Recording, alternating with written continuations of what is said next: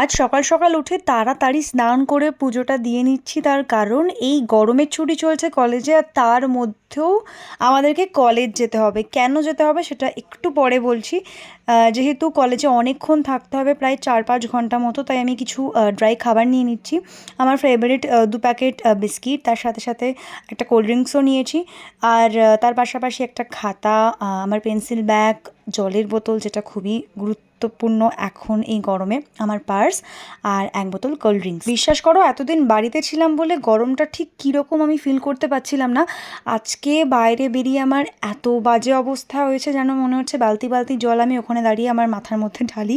তো বেসিক্যালি আমাদেরকে যেতে হচ্ছে, আমাদের সামার ইন্টার্নশিপ শুরু হয়েছে। গিয়ে দেখছি আমাদের ডিপার্টমেন্টের দরজায় তালা মারা। আমার বন্ধুরা সবাই সিঁড়িতে বসে রয়েছে, আমি ওদের সাথে গিয়ে বসে পড়লাম। ইতিমধ্যেই আমাদের ইন্টার্নশিপ যিনি কন্ডাক্ট করবেন সেই স্যারও চলে এসেছিলেন। আমরা আমাদের ডিপার্টমেন্টের দরজা খুলে বসি, আর তারপর বলা হয় যেহেতু উনি গেস্ট বাইরে থেকে এসছেন, তো সেই জন্য সবটা আমাদের সেমিনার রুমেই হবে, অর্থাৎ এসিতে, ঠান্ডায় ঠান্ডায়। আমি প্রথমে ভাবছিলাম যে 15 দিন ইন্টার্নশিপে হয়তো খুব কষ্ট হবে এই গরমের মধ্যে বাড়ি থেকে বেরোতে, কিন্তু যখন শুনলাম যে সেমিনার রুমে সবটা কন্ডাক্ট করা হচ্ছে, এই প্রোগ্রামটা হচ্ছে, তো আমি ভীষণ হ্যাপি হয়ে গেছিলাম। যেই গেস্ট স্যার এসছেন আমাদের ইন্টার্নশিপ করাতে, তার সাথে এত সুন্দর বন্ডিং হয়ে গেছে, স্যার এত ভালো। তো এইভাবেই কাটলো আমাদের ইন্টার্নশিপ ডে 1। ভিডিওটা ভালো লাগলে ডু সাবস্ক্রাইব।